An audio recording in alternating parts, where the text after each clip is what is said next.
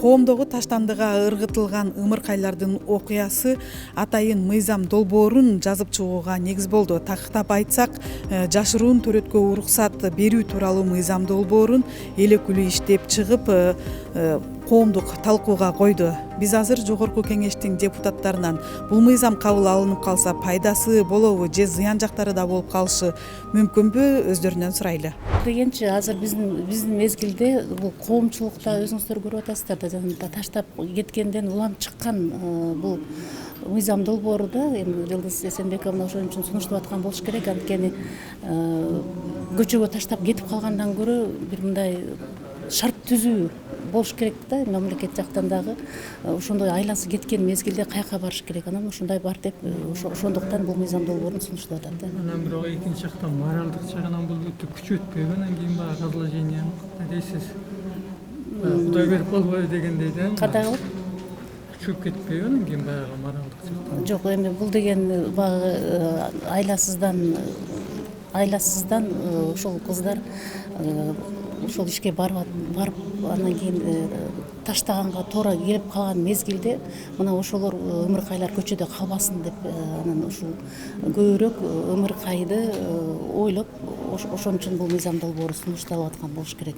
Мен бирок анын немесин, концепциясын азыр окуй элекмин. Эми негизи түшүндүм да, негизи эмне жөнүндө сөз болуп атканын. Коомдук талкууга коюлган турбайбы? Азыр коомдук талкууга коюлду, бирок эми ал мезгилде дагы азыр кандай коомчулуктан кандай ой пикирлер болот, аларды да эске алып, андан сырткары парламенттик угуулар баардыгы эске алып туруп анан кабыл алыныш керек деп ойлойм да.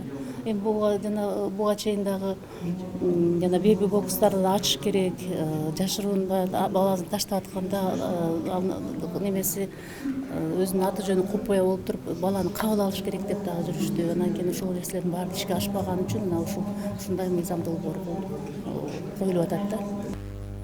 Жашырын төрө мисалы ушу балдар көйгөйү боюнча эле негизи бир көйгөй бар да. Көйгөй бар. Балдар төрөлүп атат, таштап кетип атат, өлүп атат, оорукчан болуп калып атат. Башка өлкөлөрдө ушун кандай чечилген? Мисалы бизге маданиятыбызга, үрп-адатыбызга жакын өлкөлөрдө бул кандай чечилген? Бизге жакын эмес өлкөлөрдө кандай чечилген? Анан негизи бир жанды аман алып калыш керек болсо, ошону кантип аман алып кала турганыбызды ошол эң жакшы бир примерин алып туруп колдонушубуз керек да.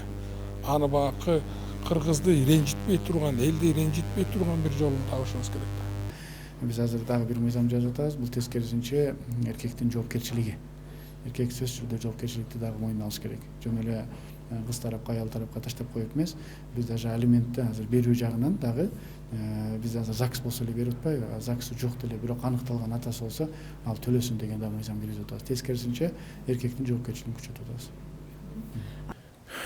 Менин оюмча кеп мындай да.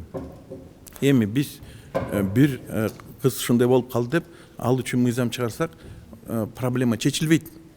Эмне ошол баланы таштап аткан адам ошол кылмыш кылып атканын билген жокпу? Билди. Что өзүнүн баласын таштап атканын билген жокпу? Билди. Проблема эмнеде? Проблема мектепте.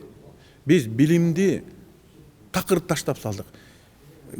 Кечиресиздер, 20га чыккан адамды, 30га чыккан адамды тарбиялаш болду, кечип калдык. Тарбияны бала бакча курушубуз керек. Мектепти оңдошубуз керек. Мектепке акчабызды салышыбыз керек, күчүбүздү салыш керек. Бир стадиондун ордуна панелдер тап келиш керек. Мектептен башташыбыз керек. Эгерде ошону биринчи класстан баштап туруп биз өзүбүздү мындай адамдык балуулардык, мамлекеттик бир патриотизмди баягы ошолордон бериш үчүн ошо биринчи класстан башташыбыз керек. А биздин мектептерибиз эмне? Эски класстар, ичинеге туалеттери аябай баратканда лай менен барат. Анан кийин класстарыбыздын түнөрүп лампочкаларын ачар. Эми кантан кандай бала өсөт? Ошондой абалда чоңойгон бала жанагынтип салып атпайбы? Ошондуктан менин оюмча жалпы биз Кыргызстанда жалпы баардыгыбыздын пейилибиз кетип баратат. Эгерде адамдын пейилин оңдобосок, миллиард салсаң деле пайдасы жок.